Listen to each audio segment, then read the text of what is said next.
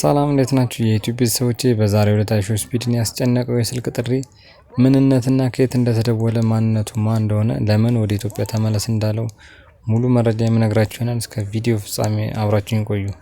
በመጀመሪያ አይስፒድ ሾው በቤኒን በነበረው ላይቭ ስትሪም ላይ ቀጥታ በስልኩ ወይም ደግሞ ስትሪም በሚያደርግበት ስልክ ማንንም በማያውቀው ሃክ በመደረግ ነው የተደወለለት።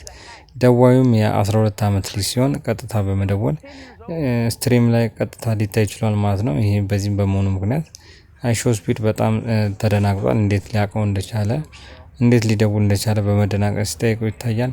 ቢሆንም ግን ልጁ የደወለው ከህንድ እንደሆነ ነው የገለጸለት። ከህንድ እንደሆነ ቢገልጽለትም ወደ ኢትዮጵያ ተመለስና ኢትዮጵያ ነው መቅረጽ ያለበት። ምክንያቱም አብዛኛው የአፍሪካ ሀገሮች የምታሳየው ነገር ጥሩ ቢሆንም ኢትዮጵያ ላይ የተሻለ የበለጠ ነገር ማሳየት ስለሚችል ወደ ኢትዮጵያ መመለስ አለበት በማለት ነው የተናገረው። አይሾ ስፒድም በድንጋጤ እንዴት ከህንድ ደውሎ ወደ ኢትዮጵያ ሄድልኛል አልገባኝም በማለት ብዙ ተጨንቆ ሲያስብ ነበረ። ቢሆንም በተለያዩ ስልኮች የተቀያየረ ሲደወልበት ነበረ። አይሾ ስፒድም በዚህ በጣም በመደናገጥ ለተለያዩ የስትሪም ባለሙያዎቹ ለአብሮት ላሉ ባለሙያዎቹ ምንነቱን እንዲያጣሩለት ቢጠይቅም ምንም መረጃ ሊያገኝ አልቻለም። ቢሆንም ግን ዋናው ወደ ኢትዮጵያ እንዲመለስ ያለበት ዋነኛው ምክንያት ኢትዮጵያ ውስጥ የአንድ ቀን የስትሪም ስላደረገ ነው። አይሾ ስፒድም በዚህ ምላሽ የሰጠው በሌላ ጊዜ ተመልሶ እንደሚመጣና አሁን ላይ ወደ ኢትዮጵያ እንደማይመለስ ነው።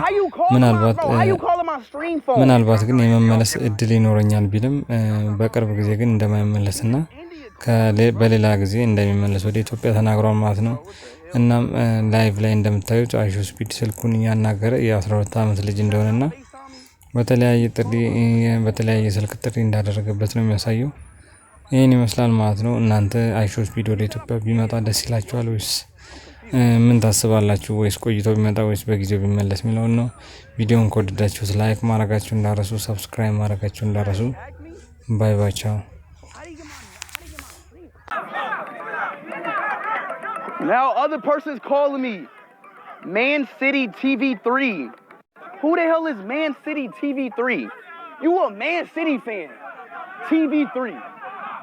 He gotta be 9 years old. Who names their account name Man City TV3? Bro, what the hell is going on, bro?